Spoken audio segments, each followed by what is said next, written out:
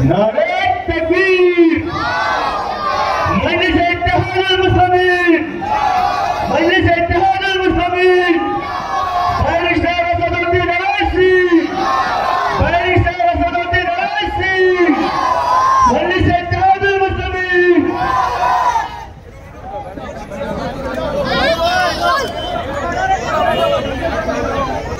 रुकन असेंबली कारवान मुखातिब फरमाएंगे जनाब कादर मुजद्दिद साहब। अस्सलामु अलैकुम, औज़ु बिल्लाहि मिनश शैतानिर रजीम, बिस्मिल्लाहिर रहमानिर रहीम। दर्ज पे तशरीफ फरमा अली जनाब अलहाज नक़ब मिल्लत और दर्ज पर तशरीफ फरमा मजलिसी कारपोरेटर, यहाँ पर बैठकर सुनने वाले मेरे साथी नौजवान बुजुर्ग हज़रात, मेरी आवाज़ जहाँ तक पहुँच रही, घर में बैठकर सुनने वाली मेरी पर्दा नशीन मेरी माँ और बहनें, आज का जलसा इंतखाबी जलसा है। आप तमाम ने देखा आज जनाब नक़ीब मिल्लत बैरिस्टर असदुद्दीन साहब ने गौर से समझना है, देखना है, क्योंकि आज जो हिंदुस्तान के अंदर जो हिंदुस्तान में जो साबित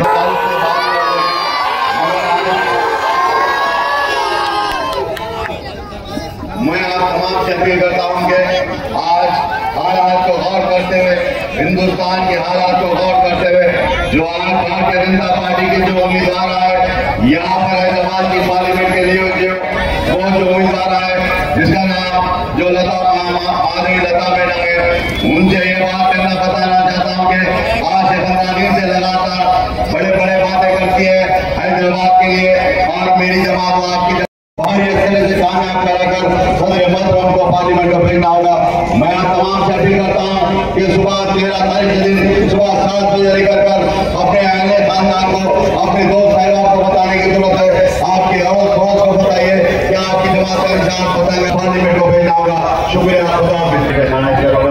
इनके साथ जैसे आपको बातें फरमाए।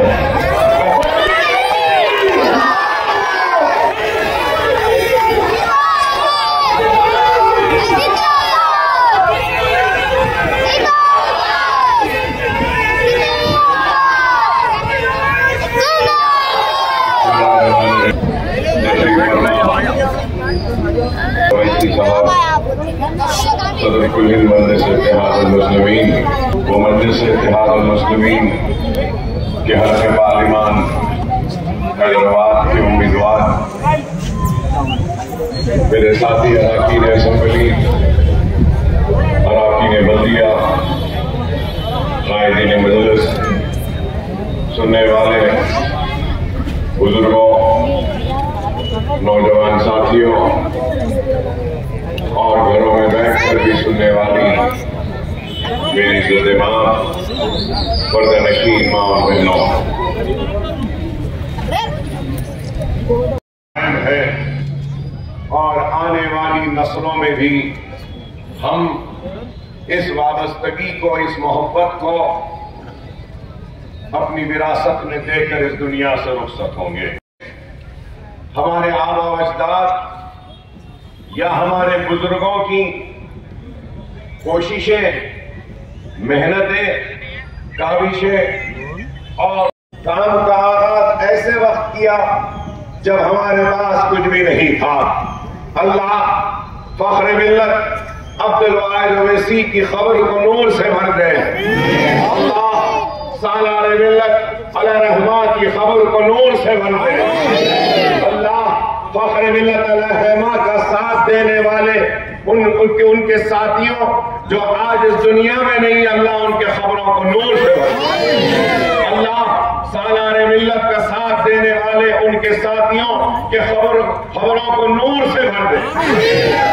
अल्लाह फख्र मिल्लत की आवाज पर इत्तेहाद पैदा करने वाले वो सारे मरहूमीन जो आज इस दुनिया में नहीं है, अल्लाह उनके खबरों को नूर से भर दे। सालार मिल्लत की आवाज पर लब्बैक कहकर, उनके खाने से खाना मिलाकर उनका साथ देने वाले लोग जो आज इस दुनिया में नहीं है, अल्लाह उनके खबरों को नूर से भर दे। मजलिस इत्तेहादुल मुस्लिमीन के लिए वो बुजुर्ग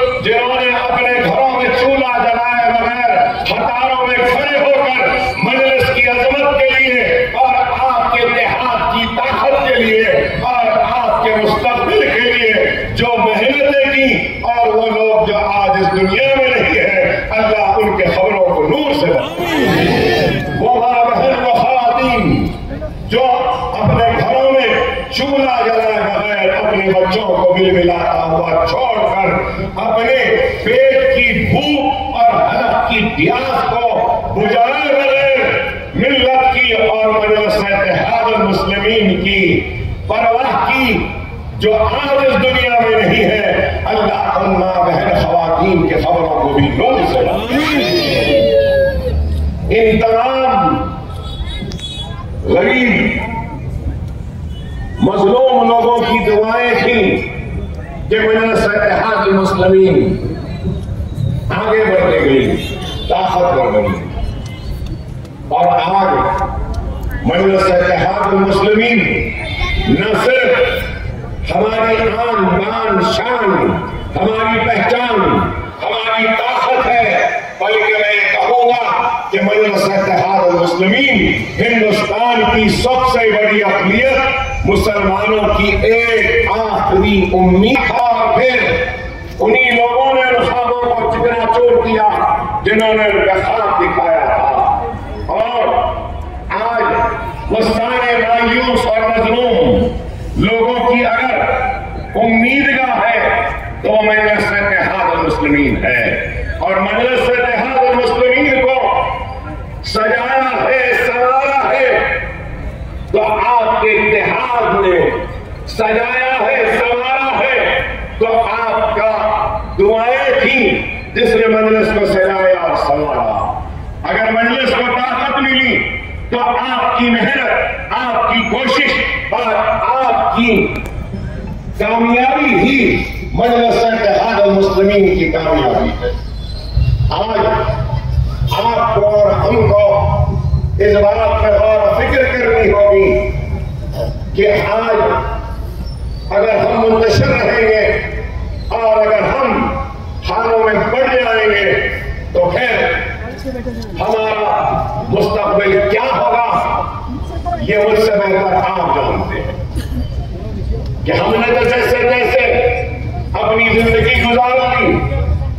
और मैं ये भी कहूं तो मुझे कोई हिचकिचाहट नहीं कि हमको सजी सजाई मुस्तहकम मजबूत मजलिस इत्तेहादुल मुस्लिमीन विरासत में मिली हमारे बुजुर्गों की कुर्बानियों के नतीजे में, लेकिन हमको फिक्र करनी है तो इस बात की कि हमारे बाद हमारे आने वाली नस्ल का क्या होगा।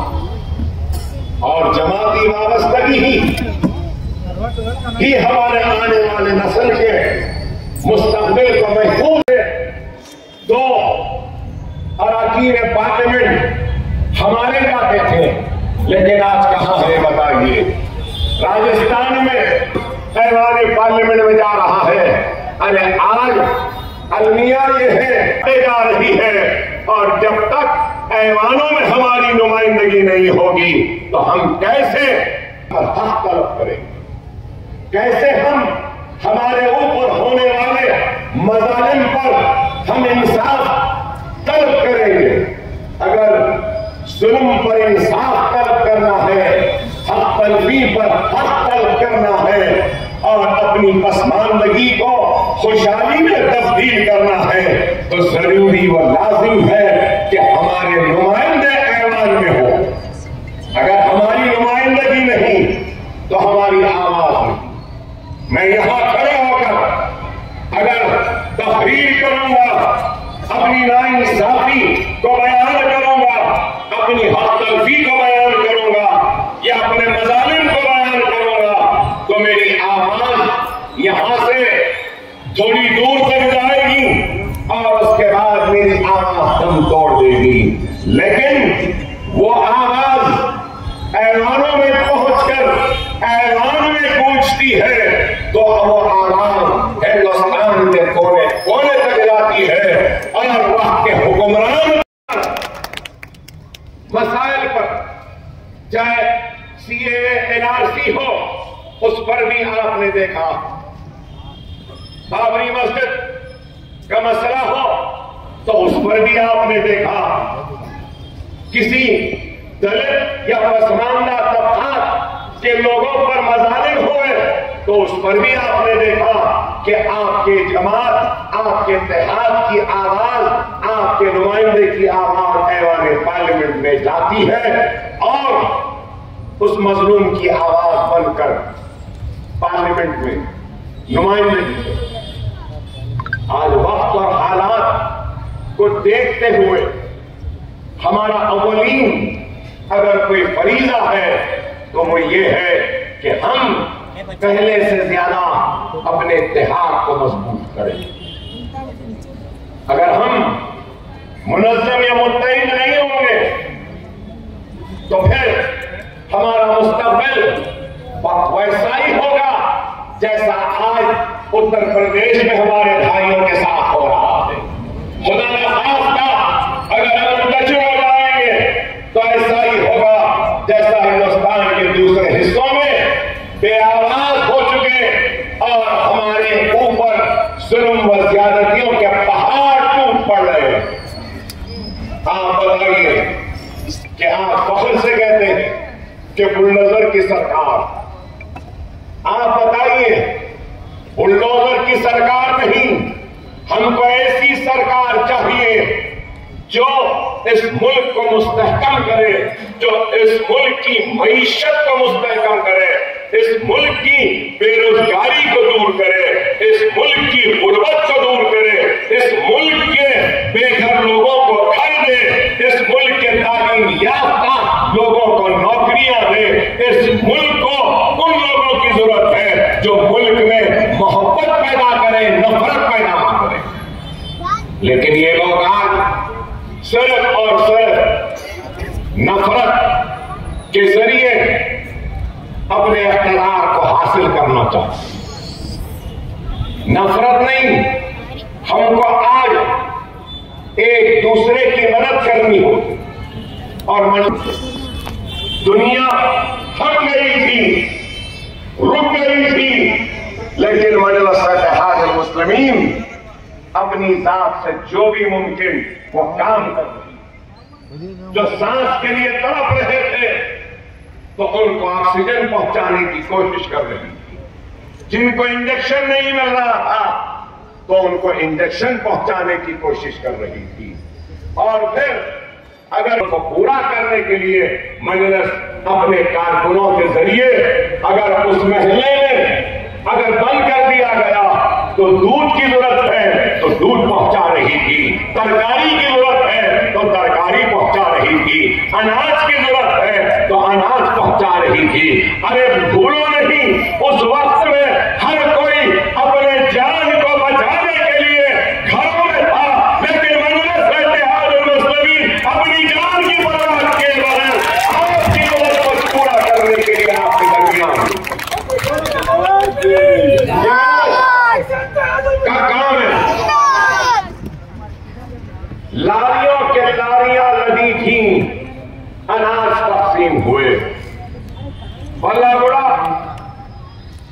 Fatima Owaisi KG to PG का कैंपस बना नहीं था, लारियों के लारियां अनाज, करीब 12 करोड़ के अनाज मजलिस इत्तेहाद मुस्लिमीन ने शहर के कोने कोने में पहुंचाई। भेजा एक फोन था कि हमारे पास अनाज नहीं तो हमारी टीम के मेंबर मोटरसाइकिल पर पहुंच जाते, उनके दरवाजे के सामने अनाज की थैली रखकर सलाम करके निकल गए। ये काम हिंदुस्तान के किसी दूसरे हिस्से में हुआ? अरे ये काम हुआ। बेशक मैं ये नहीं कहता कि मजलिस ने हर जरूरतमंद की जरूरत को पूरा किया, लेकिन कोशिश तो की। सबका नहीं किया होगा, लेकिन किसी का तो किया है। फूल नहीं, फूल की पंखड़ी सही, लेकिन हमने काम किया, हमारी नीयत काम करने। न सिर्फ मैंने काम किया, जाफर हुसैन मेराज ने काम किया, या हम बोले कि अब एमएलए हैं गुलाम पली के थे, उन्होंने काम किया। साहब एमएलए मौजूद खान साहब थे, उन्होंने काम किया। माजिद साहब जो अब एमएलए हैं, उन्होंने कोविड में काम किया। हमारे पूरे अहमद पाशा खादरी ने किया, सबने मिलकर काम किया जिसकी जात से जो मुमकिन हो काम। दवाइयां नहीं मिलती थी तो दवाइयों के लिए फोन किया तो वो पहुंचा। अरे मजलिस काम करती है, फिसादात हो, कोविड हो, तूफान हो या कर्फ्यू हो, मजलिस इत्तेहाद मुस्लिमीन काम जाए। मैं बहादुरपुरे की आवाम को ये तयक़ुन देता हूँ, ये उम्मीद देता हूँ कि मेरी कोशिश है कि बहादुरपुरे से भी मेट्रो ट्रेन जाए। इंशाअल्लाह ताला हम वो भी करेंगे। कोशिश है हमारी कि जुबलीगंज बस स्टेशन के पास एक रूट जा रही है, मेट्रो की जो पुरानी लाइन जो जा रही है, जो आके फलकनुमा पे आ रही है, तो मैंने प्रपोजल दिया है कि जुबली बस स्टैंड से लेकर हाई कोर्ट से आगे बढ़े जदगी खाने से जू से आगे जाके तारबन से लेफ्ट ले ले, या तारबन नहीं तो सीधा ले जाए, वहां से भी इंटरनेशनल एयरपोर्ट को जाना चाहिए, चंद्रायन गुड्डे से भी जाना चाहिए, बीच में से ये काम हम कर रहे हैं। अरे सिर्फ ज़बानी जमा खर्च नहीं करती मजलिस, अरे मजलिस काम कर रही है और काम करना चाहिए। मजलिस इत्तेहाद मुस्लिमीन, मजलिस चैरिटेबल ट्रस्ट से काम कर रही है। कोविड में काम किया, पुलिस रिक्रूटमेंट में किया, टेंट के गाइड देती, तो फिर तालीम के मैदान में सालारे मिल्लत एजुकेशन ट्रस्ट के जरिए 10 स्कूल है, 20,000 स्कूल के बच्चों को फ्री तालीम, 20,000, जिसमें से 500 यतीम है, 600 ऐसे बच्चे हैं जिनके वालिदा को उनके वालिद ने छोड़ दी, ऐसे 300 ऐसे बच्चे हैं जिनके वालिद या वालिदा में से कोई एक सीरियस इलनेस में है, कैंसर है या किडनी खराब हो गई।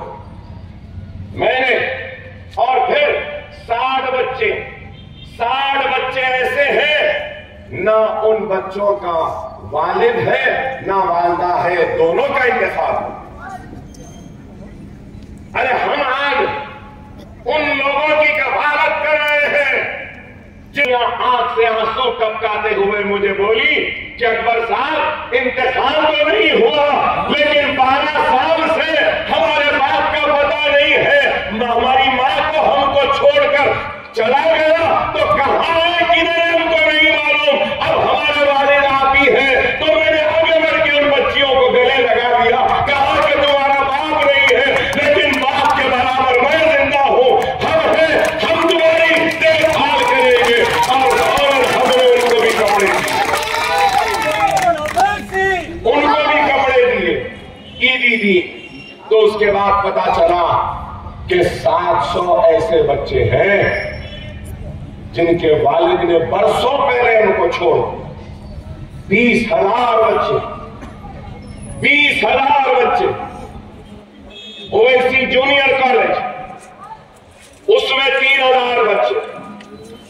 अब नए ओवैसी जूनियर कॉलेज के 3 नए जूनियर कॉलेज आ रहे हैं, और उन जूनियर कॉलेजेस में हम नॉमिनल फीस लेते हैं, बहुत कम। वो भी क्यों ले रहे हैं?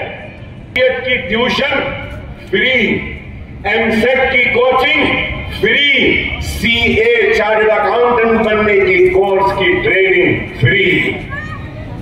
फख्र मिल्लत सेंटर मोगलपुरे में डिजाइनिंग स्विंग का 6 महीने का कोर्स करे, सर्टिफिकेट के साथ एक मशीन भी देते हैं, ताकि हमारी बहन, हमारी बेटी, हमारी माँ अपने घर में अपने रोटी का इंतजाम करे।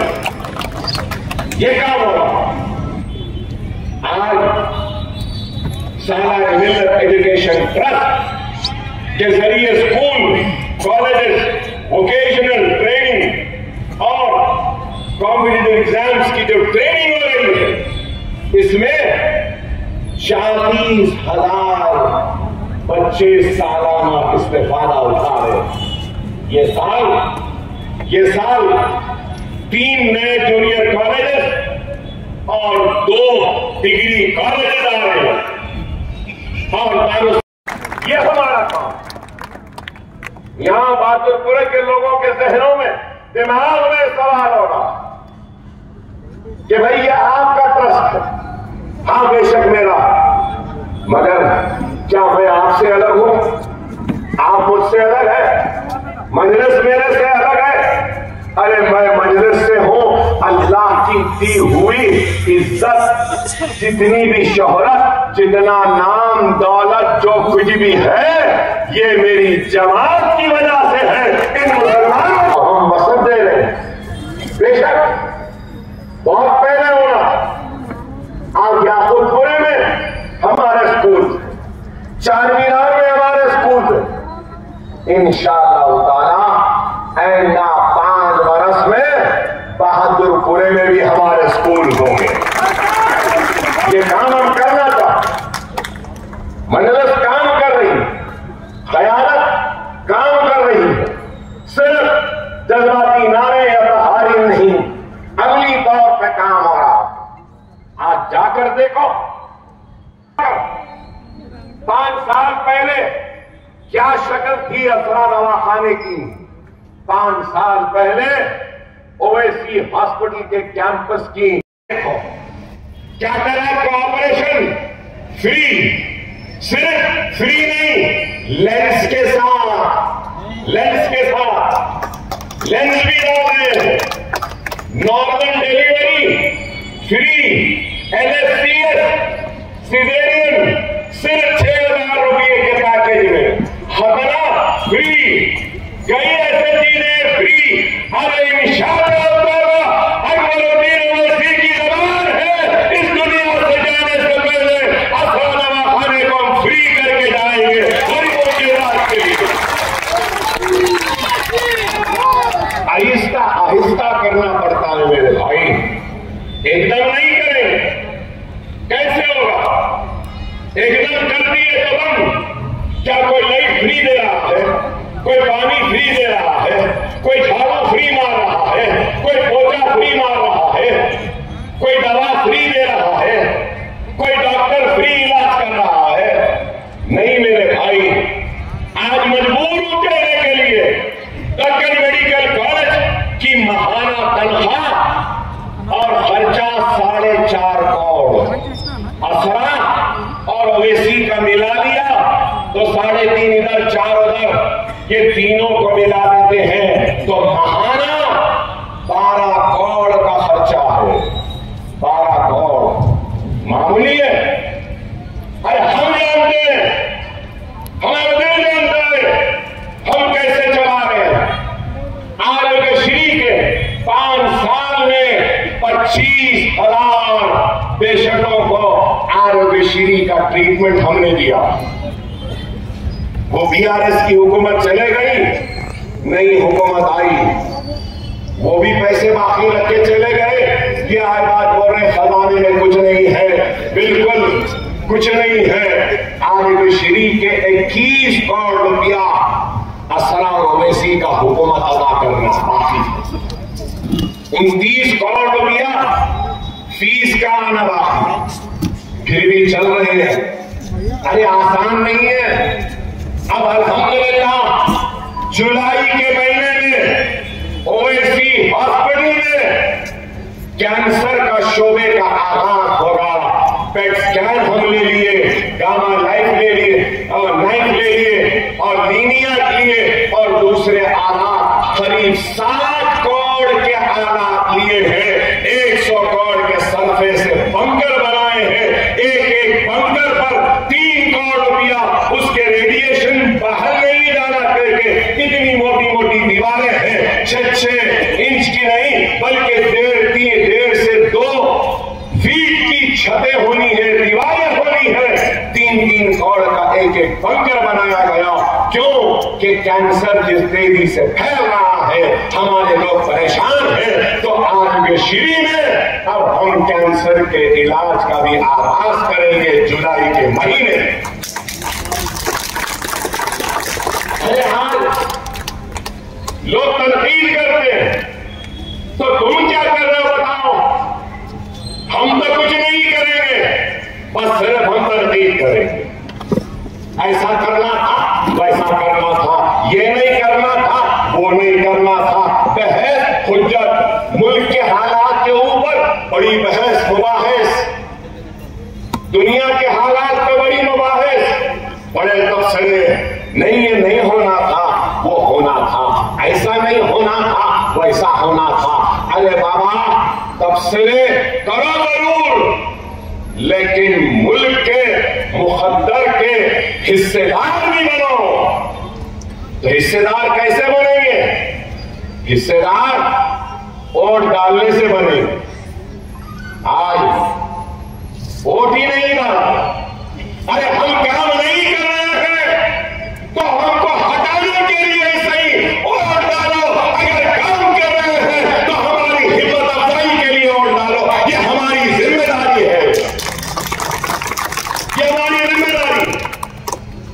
चौराहों, बाजारों, होटलों, पान के डब्बे में, शादी स्थानों में तो ठहर के बड़ी बातें करते हैं ना।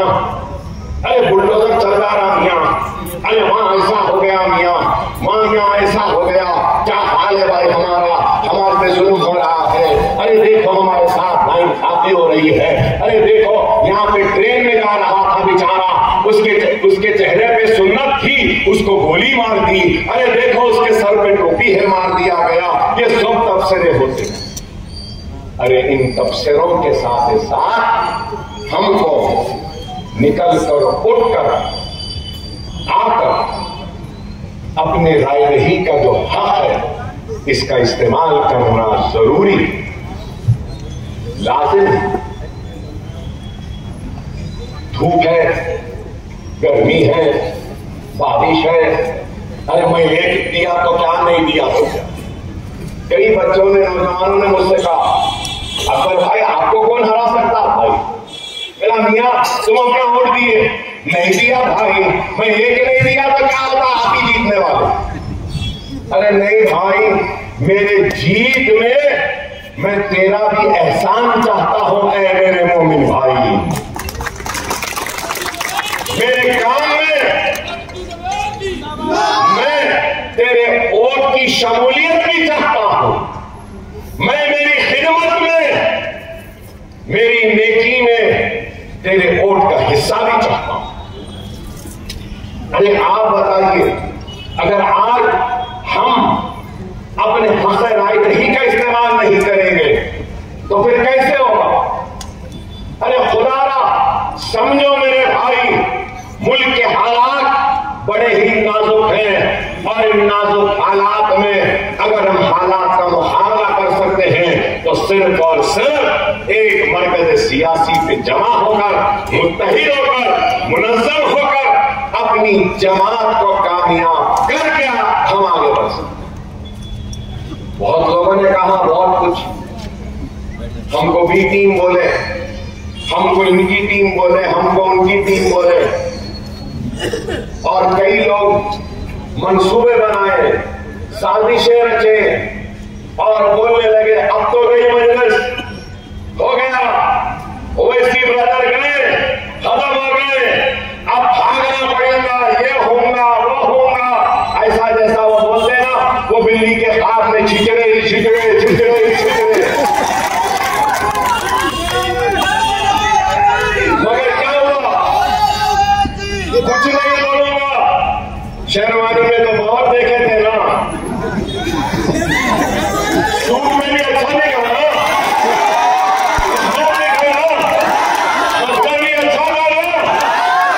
एक तस्वीर क्या आई, कई लोग लावारिस हो गए।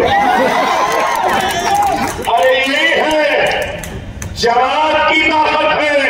दीवानों, तुम कितनी भी कोशिश कर लो, कुछ नहीं होगा, क्योंकि अल्लाह हमसे राजी है और अल्लाह की खुशनुदी के लिए हम काम करते हैं, दुनिया की खुशनुदी के लिए नहीं। यही खरीद में आए थे ना, क्या बोले?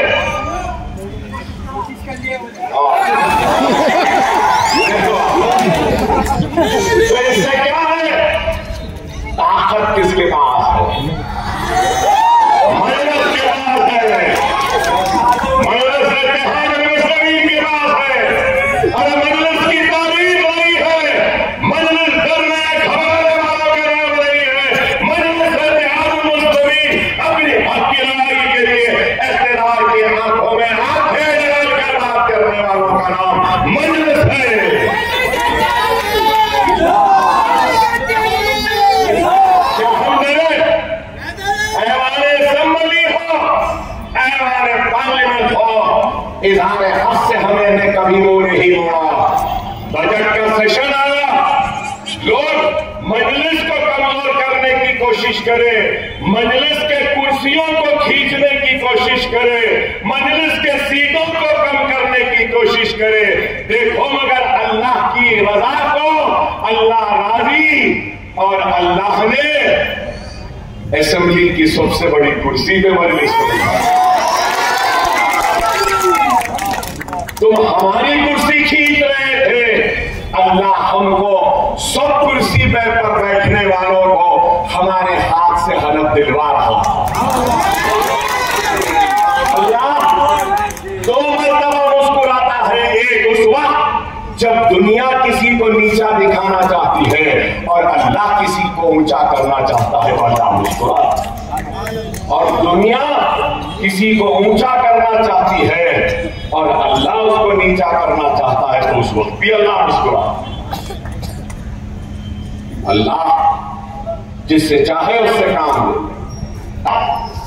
और हमसे काम ले रहा। और आज मैं ये बात कहूंगा कि अल्लाह ने हैदराबाद की इस आवाम को मुंतखब किया है हिंदुस्तान के अपने भाइयों की नुमाइंदगी, क़यादत और उनकी आवाज बनने की। इंशाअल्लाह ताला बहादुरपुरे में और मेरे 2 या 3 जलसे हैं और 2 या 3 रैलीज भी है, कॉर्नर मीटिंग्स भी है, अभी बहुत बोलना बाकी है। चौकीदार पे बोलना भी बाकी है, चाय वाले पे बोलना भी बाकी है, अभी बहुत है, बोलेंगे इंशाअल्लाह ताला। आपको सदर मोहतरम को भी सुनना है, नकीब मिल्लत को भी सुनना है, लेकिन ये बात जरूर कहूंगा कि दुनिया कहती है कि अकबरुद्दीन ओवैसी बहुत बड़ा मुखर्रिर है, लेकिन मैं कहता हूं कि मैं बहुत छोटा हूं। मेरे सदर, आपके सदर नकीब मिल्लत की हालिया पार्लियामेंट की तकरीर को सुनो और उसके बाद तुमको अंदाजा होगा कि किस बेबाकी के साथ, किस जवामर्दी के साथ, किस हिम्मत के साथ उसने आपके वोटों के हक को अदा किया और आपकी तर्जुमानी की।